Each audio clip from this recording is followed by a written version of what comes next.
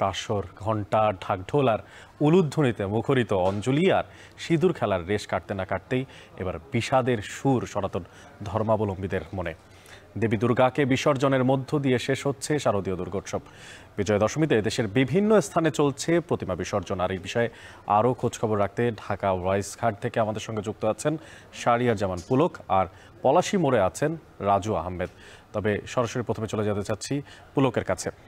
পুলক, আজ আসলে ঢাক ঢোল সাথে চলছে সিঁদুর খেলা এবং তার সঙ্গে যে বিষাদের সুর, কেমন দেখতে পাচ্ছেন সেখানকার যারা সনাতন ধর্মাবলম্বীরা আছেন তাদের সবশেষ অবস্থা?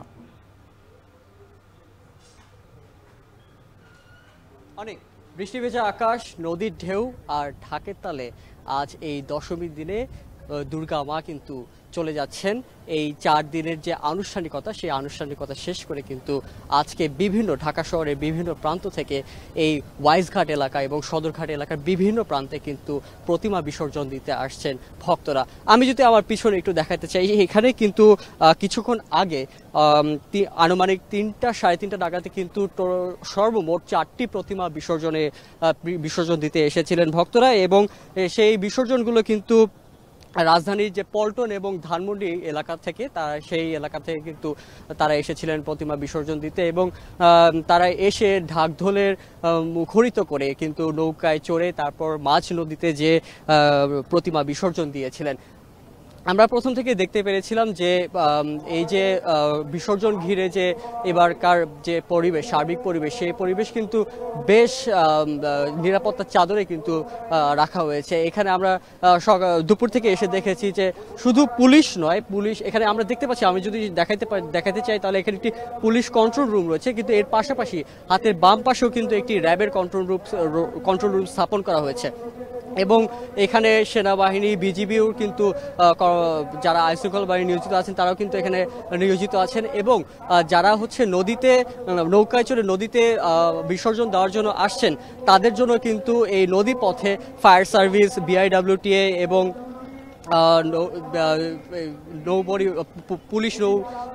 পুলিশের যে রয়েছে, টহল টিম রয়েছে, তারাও কিন্তু এই বিসর্জনের যে নৌকাগুলো সেগুলো কিন্তু ঘিরে নিরাপত্তা দিচ্ছেন, এবং পাশাপাশি নৌবাহিনীর যে ডুবুরি দল, সেই ডুবুরি দলও কিন্তু এখানে উপস্থিত রয়েছেন।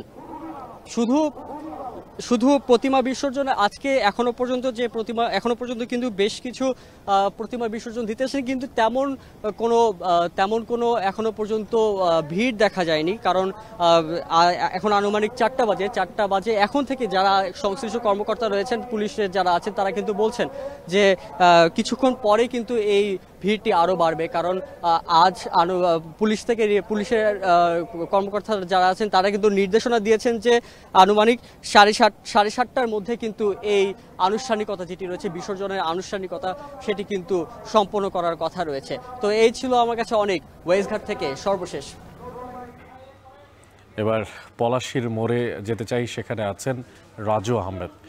রাজু, আপনার কাছে জানতে চাই আসলে এই যে প্রতিমা নিয়ে যারা ছুটছেন বিসর্জনের জন্য, তাদের যে আয়োজন, সেই আয়োজনের সবশেষ পরিস্থিতি আপনি কি দেখতে পাচ্ছেন?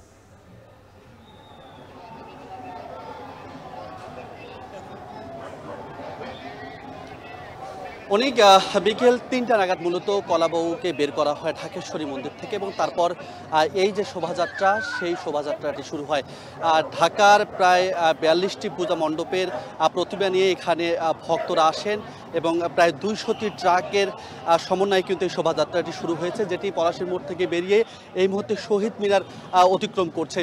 আপনাদের জানিয়ে রাখবো যে 5 দিন টানা উৎসবের পর আজ কিন্তু কৈলাসে ফিরছে দুর্গা, এবং এই শোভাযাত্রার মধ্য দিয়ে কিন্তু তার দুর্গার যে কৈলাস যাত্রা সেটি কিন্তু শুরু হয়েছে, এবং বিসর্জনের মধ্য দিয়ে সেটি শেষ হবে। এখানে পূজা মণ্ডপ থেকে শুরু করে অন্যান্য আইন শৃঙ্খলা বিষয়, সেটি একদম কঠোরভাবে প্রস্তুত করা হয়েছে বলে কিন্তু পুলিশের পক্ষ থেকে জানানো হয়েছে, এবং পুজো উদযাপন কমিটির পক্ষ থেকেও কিন্তু বলা হয়েছে এবারের পুজো সব থেকে সৌহার্দ্যপূর্ণ এবং সকলের সম্মিলিত প্রচেষ্টায় কিন্তু সম্পন্ন হয়েছে। ফলে এখন পর্যন্ত যাত্রা শুরু হয়েছে। আমার পিছনে যে বহরটি আপনি দেখছেন, এই বহরে বহরে কিন্তু প্রায় 200টি ছোট বড় ট্রাক রয়েছে, যে ট্রাকে রাজধানীর 42টি মণ্ডপের প্রতিমাগুলো রয়েছে এবং প্রতিমার বহরে অন্যান্য যে প্রতিমাগুলো রয়েছে সেগুলোও কিন্তু রয়েছে।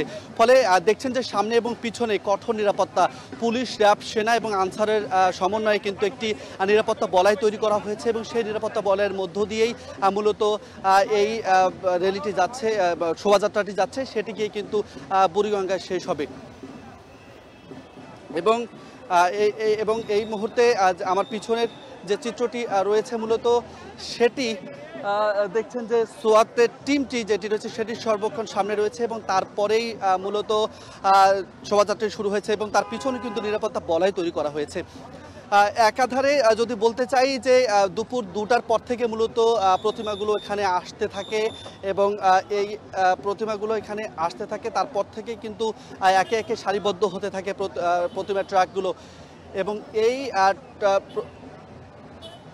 প্রতিমা ট্রাকগুলো নিয়ে কিন্তু এখানে আসার পর থেকে সারিবদ্ধ করে পুলিশ। তারপর কিন্তু ঢাকেশ্বরীর মন্দির থেকে যখন কলাবউ বের হয় তারপরেই এখান থেকে যাত্রাটি শুরু হয় এবং যাত্রার আগেই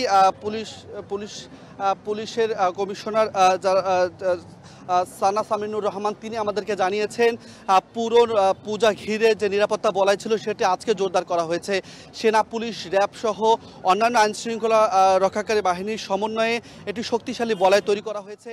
একই সঙ্গে পোশাকি পুলিশ সহ গোয়েন্দা নজরদারি কিন্তু এখানে বাড়ানো হয়েছে।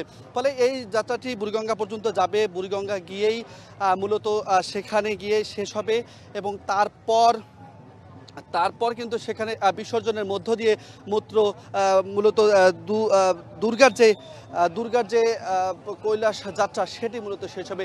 এখানে ভক্ত দর্শনার্থী যারা রয়েছেন তারা যেমনটি বলছেন যে আসলে এই কৈলাস যাত্রা আসলে বিদায় নয়, এটি মূলত বিসর্জন এবং একটি বড় অর্জন, যে অর্জনের মধ্য দিয়েই মূলত আসবে বছর আবারও দুর্গাকে বরণ করার যে প্রস্তুতি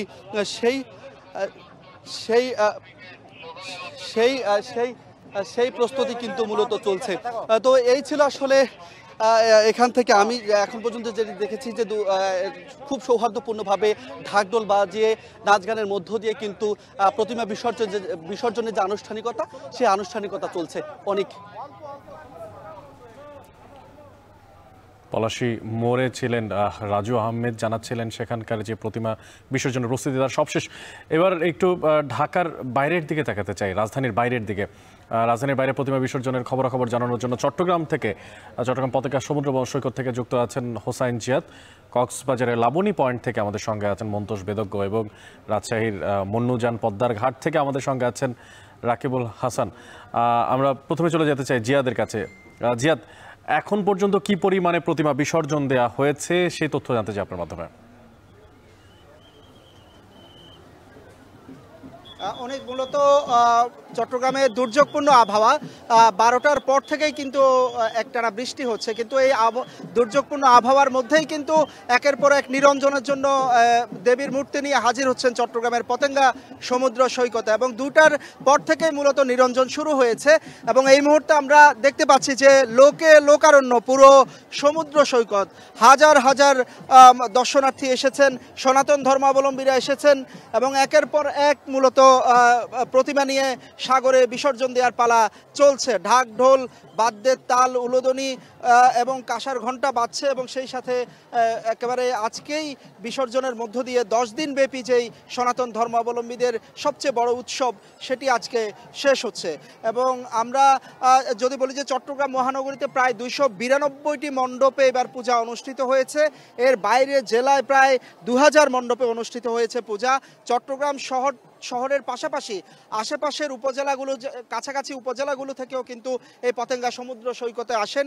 শুধু সনাতন ধর্মাবলম্বীরা নয়, এই সার্বজনীন উৎসবটিতে আসলে যোগ দেন বিভিন্ন ধর্মের, বিভিন্ন জাতের, শ্রেণী পেশার মানুষ। বেশ উৎসবমুখর পরিবেশে, যদিও এটি বিসর্জন, তারপরেও আমরা দেখছি বেশ উৎসবমুখর পরিবেশে আসলে বিসর্জনের কাজটি চলছে এবং আজকে দেবী মূলত দোলায় চড়ে আসলে কৈলাস ফিরে যাচ্ছেন।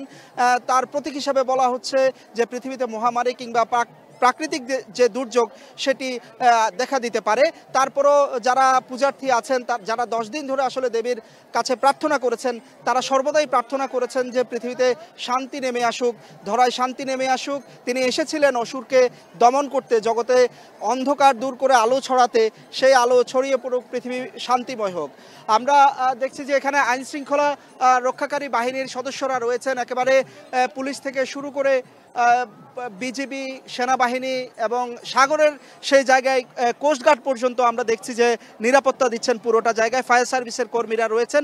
তো সময় যত যাবে ততই কিন্তু মানুষের ঢল পতেঙ্গা সমুদ্র সৈকতে আসবে, মানুষের ঢল নামবে। তো আমরা বলতে পারি যে বেশ সুশৃঙ্খল অবস্থার মধ্য দিয়েই আসলে প্রতিমা নিরঞ্জনের যে কাজ, সেই কাজটি এখানে শেষ হচ্ছে। হোসেন জিয়াদ যুক্ত ছিলেন, তিনি ছিলেন পতেঙ্গা থেকে চট্টগ্রামের। এবার আমরা একটু কক্সবাজারে চলে যেতে চাই। সেখানে আছেন মন্তোষ বেদজ্ঞ। মন্তোষ, এখন পর্যন্ত সেখানে প্রতিমা বিসর্জনের সংখ্যা এবং যে প্রস্তুতি, তার সবশেষ খবরাখবর আপনার মাধ্যমে জানতে চাই। অনেক আর কিছুক্ষণ পরে আসলে অশ্রুজলে দেবী দুর্গাকে বিদায় জানাবেন ভক্তরা, এবং আমরা দেখছি যে সৈকত জুড়ে আসলে লাখো মানুষের সমাগম হয়েছে, এবং বেশ কিছু শহরের যে পূজা মণ্ডপগুলো আছে সেই মণ্ডপগুলো থেকে প্রতিমা আনা হয়েছে, এবং ঠিক এই লাবণী সৈকতে আমরা এই মুহূর্তে আছি। এখানেই আসলে দেশের বৃহত্তম প্রতিমা বিসর্জনের যে অনুষ্ঠান সেটি এই কিছুক্ষণের মধ্যেই শুরু হবে, এবং এটিকে ঘিরে আসলে ভক্ত দর্শনার্থীদের সমাগম যেমন হয়েছে, বিভিন্ন সম্প্রদায়ের লোকজন আসলে এখানে সমবেত হয়েছেন। এবং কিছুক্ষণ আগে বিজয়া মঞ্চে প্রতিমা বিসর্জনকে কেন্দ্র করে যে অনুষ্ঠানটি হয়েছে প্রতিমা বিসর্জনের, সেখানেও আমরা দেখেছি জেলা পর্যায়ে যারা রাজনৈতিক দলের নেতৃত্ব দিচ্ছেন, বিভিন্ন রাজনৈতিক দলের প্রতিনিধিরা এখানে রয়েছেন, এবং এখানে বিভিন্ন সম্প্রদায়ের মানুষ রয়েছেন, নানা বয়সী মানুষ। আসলে আমরা দেখছি যে সৈকত জুড়ে মানুষের উপস্থিতি। এছাড়া এখানে দেশের নানা প্রান্ত থেকে যারা পর্যটক হিসেবে এসেছেন, পর্যটকরাও কিন্তু এই উৎসবে সামিল হয়েছেন। মূলত শারদীয় দুর্গোৎসবের পঞ্চম দিন, এই 4 দিনে নানা আনুষ্ঠানিকতার মধ্য দিয়ে এই গত 4 দিন অতিবাহিত হয়েছে, এবং আজকে মূলত প্রতিমা বিসর্জনের মধ্য দিয়ে এই যে পুজো সেটির আনুষ্ঠানিক সমাপ্তি ঘটতে যাচ্ছে, এবং এটিকে ঘিরে হিন্দু সম্প্রদায়ের মাঝে আমরা দেখছি ব্যাপক আনন্দ উচ্ছ্বাসে তারা মেতে রয়েছেন। নেচে গিয়ে দুপুরের পর থেকে ক্রমাগতভাবে দুপুর 2টার পর থেকে মূলত এখানে সমবেত হতে থাকেন। তবে এই যে উৎসব আনন্দ, এটিতে বাগড়া দিয়েছে কিছুটা বৃষ্টি, যেহেতু গতকাল থেকে আসলে দুপুর থেকে বৈরী আবহাওয়া বিরাজ করছে, থেমে থেমে বৃষ্টি হচ্ছে, এবং আজকে সকাল থেকে দুপুর পর্যন্ত বেশ ভারী বৃষ্টিপাত হয়েছে থেমে থেমে, এবং এখনো আসলে গুড়ি গুড়ি বৃষ্টি হচ্ছে। এই যে পরিস্থিতি, এটির কারণেও কিন্তু কিছুটা পর্যটক সমাগম কিংবা এখানে স্থানীয় লোকজনের যে সমাগম সেটি কিছুটা কম হয়েছে বলা যায়। এবং এখানে এই মুহূর্তে সৈকতের যে পরিস্থিতি, আমরা দেখছি যে অনেক প্রতিমা শহর থেকে, যে শহরে মূলত যে প্রতিমাগুলো বিসর্জন দেওয়া হয় সেই প্রতিমাগুলো অনেকগুলো ইতিমধ্যে নিয়ে আসা হচ্ছে, আরো কিছু নিয়ে আসা হচ্ছে। এবং কক্সবাজার শহর ছাড়াও এখানে আশপাশের যে উপজেলাগুলো, রামু উপজেলা কিংবা বান্দরবনের যে নাইক্ষ্যংছড়ি উপজেলা এবং লামা উপজেলা, এইসব এলাকা থেকেও কিন্তু এখানে প্রতিমা নিয়ে আসা হয়। এর বাইরে কক্সবাজারের উখিয়া, টেকনাফ, বিশেষ করে উখিয়া উপজেলা থেকেও এখানে প্রতিমা আসে। সব মিলিয়ে আসলে এটি এখানে 1.5 শতাধিক মণ্ডপের প্রতিমা, অর্থাৎ 250-র মতো প্রতিমা আজকে বিসর্জন হবে। মূলত কক্সবাজারে 317টি পূজা মণ্ডপে এবার দুর্গাপূজা অনুষ্ঠিত হয়েছে, এবং এই যে দুর্গাপূজা, এটিকে ঘিরে আসলে ব্যাপক নিরাপত্তা ব্যবস্থা আমরা দেখেছি, এবং আজকে যে প্রতিমা বিসর্জন, এটিকে কেন্দ্র করেও 3 স্তরের নিরাপত্তা ব্যবস্থা গ্রহণ করা হয়েছে বলে আমাদেরকে এখানে যারা র্যাবের দায়িত্বশীল রয়েছে তারা আমাদেরকে জানিয়েছেন। সকাল থেকে আমরা দেখছি এই স্থানটিতে যেহেতু প্রতিমা বিসর্জনটি অনুষ্ঠিত হবে, এটিকে ঘিরে সেনা সদস্যরা কর্ডন করে রাখেন, এবং এখানে এই জায়গাটিতে আসলে সাধারণের প্রবেশও বিধিনিষেধ আরোপ করা হয়। এবং এখানে কিন্তু এই জায়গাটিতে সকাল থেকে দুপুর পর্যন্ত কেউ সমুদ্র স্নানে নামতে পারেনি, এবং এরপর থেকে পুলিশ, র্যাব সহ অন্যান্য আইন শৃঙ্খলা বাহিনীর সদস্যরা এখানে মোতায়েন রয়েছেন, এবং যে কোনো ধরনের অপ্রীতিকর ঘটনা এড়াতে কিন্তু তারা অত্যন্ত সতর্ক অবস্থানে রয়েছেন। এই ছিল আমার কাছে সবশেষ। অনেক মন্তোষ, আপনার প্রতি রইল বিজয়া দশমীর শুভেচ্ছা। এবার রাজশাহীতে চলে যেতে চাই। সেখানে মন্ডুজান পদ্মার ঘাট থেকে আমাদের সঙ্গে আছেন রাকিবুল হাসান। রাকিব, আপনার মাধ্যমে জানতে চাই যে আসলে রাজশাহীর পরিস্থিতি কি? দেখছিলাম বন্দরনগরী, চট্টগ্রাম এবং কক্সবাজারের খবর, সেখানে সমুদ্র পাড়ে সবাই যাচ্ছেন বিসর্জন দিতে। তো রাজশাহীতে নদীর পাড়ে কি কেমন যারা এসেছেন তাদের অনুভূতির কথা কি জানতে পেরেছেন? অনেক আসলে একেবারে শারদীয় দুর্গা উৎসবের যত ধর্মীয় আনুষ্ঠানিকতা রয়েছে সেগুলো তো শেষ হয়েছেই।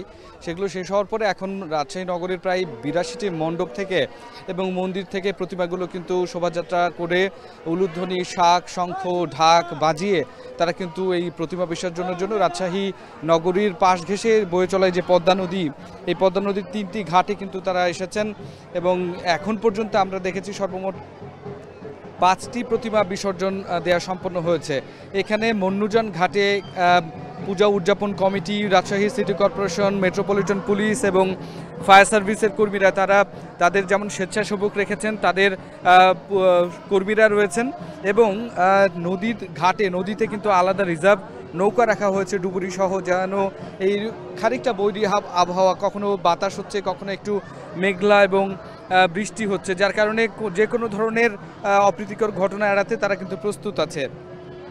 এবং যেটা বলছিলেন আসলে অনুভূতির কথা, তারা বলছেন যে দেবী দুর্গাকে মণ্ডপ থেকে বের করার সময় তারা অঞ্জলি দিয়েছেন শেষবারের মতো এবং শেষবারের মতো প্রার্থনা করেছেন, অনুরোধ জানিয়েছেন দেবীর কাছে দেবী যেন আবারও মর্তে আসেন, কৈলাস থেকে মর্তে ফিরে তাদের মধ্যে যে গেল 5 দিন জাগ্রত ছিলেন তাদেরকে আশীর্বাদ করেছেন, তাদের সমস্ত কামনা বাসনা পূর্ণের জন্য যে প্রার্থনা হয়েছে সেগুলো আসলে তিনি এইটি করবেন এবং জগতের কল্যাণ কামনা করবেন, তেমনটাই কিন্তু আসলে এখানে প্রত্যাশা করেন পুণ্যার্থীরা যারা এখানে এসেছেন।